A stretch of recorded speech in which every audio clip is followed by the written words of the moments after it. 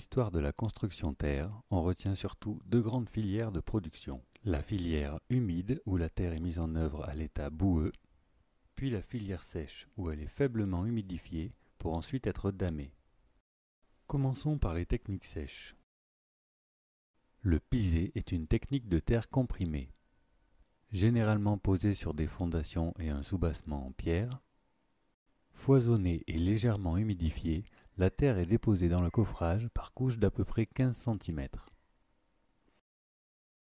On remarque souvent sur les murs en pisé des joints stabilisés à la chaux entre les différents branchages. Dans les pays du Sud, on termine souvent les étages en briques d'adobe. Les décorations sont ce qu'on appelle des masses d'usure contre l'érosion de la pluie. Elles favorisent aussi l'évaporation. Dans nos régions, des toitures à grandes dépassées protègent les murs des ruissellements.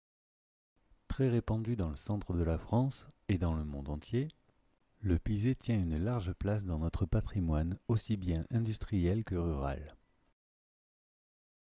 Voici la brique de terre comprimée. On pourrait l'appeler pisé préfabriqué. Néanmoins, elle nécessite plus de matériel. Voici un trommel pour tamiser la terre à 10 mm. Ensuite, un malaxeur permet de légèrement l'humidifier. Enfin, on peut passer la terre sous presse pour obtenir des briques. On peut les stabiliser au ciment pour les protéger de l'action de l'eau. Par contre, on y perdra les propriétés de la terre. C'est une technique qui donne de très beaux résultats esthétiques. Par contre, elle demande beaucoup de main-d'œuvre et de matériel. Parlons maintenant des techniques humides avec la brique d'adobe. C'est une des premières techniques de construction terre. On réalise un mélange boueux traditionnellement foulé au pied dans une fosse. Pour améliorer les propriétés mécaniques ou diminuer le retrait au séchage, on peut y ajouter du sable ou de la paille. Une fois le mélange terminé, on peut mouler les blocs et les laisser sécher. Dans tout le continent africain, au Mali et en Algérie par exemple, il reste beaucoup de témoignages de cette technique très répandue.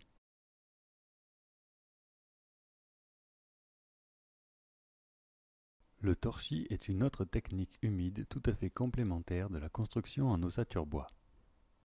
Le principe est simple, les vides de l'ossature porteuse sont comblés avec un tressage de bois vert. On applique un mélange terre-paille boueux directement sur ce support. Une fois dressé et lissé, on vient griffer la surface pour créer une accroche physique entre le torchis et l'enduit de chaux aérienne. Le torchis est un mode de construction très répandu. Utilisé en ville pour des maisons cossues et à la campagne pour de petits pavillons, il fut énormément utilisé pour les petites constructions agricoles.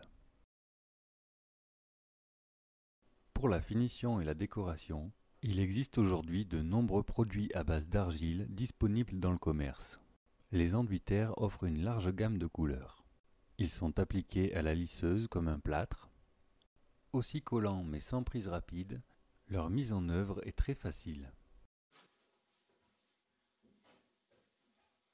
Il est possible d'associer la fibre végétale aux enduits terre. À faible dose, les brins de paille brillants donnent un aspect décoratif.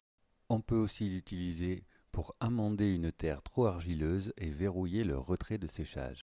Des enduits très épais et saturés de fibres végétales sont appelés correcteurs thermiques. Très légers, ils se chauffent rapidement et coupent le rayonnement froid d'un mur en maçonnerie lourde. Avec ces produits, des techniques de panneaux chauffants ont déjà été mis au point. Du panneau de roseau collé à l'enduit terre et vissé au mur crée une fine isolation. On lui superpose un serpentin d'eau chaude. 2 couches d'enduit pour créer une finition qui servira en même temps de masse thermique.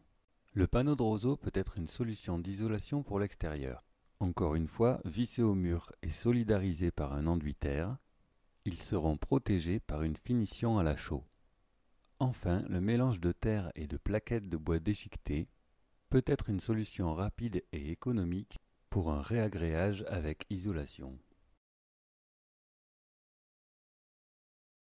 Il existe aussi des peintures à base d'argile, en poudre à mélanger, ou bien prêtes à l'emploi. L'argile donne la couleur, c'est de la fibre de cellulose qui joue le rôle de fixateur. Cependant, dans la version liquide, un conservateur est ajouté pour éviter le pourrissement de la cellulose.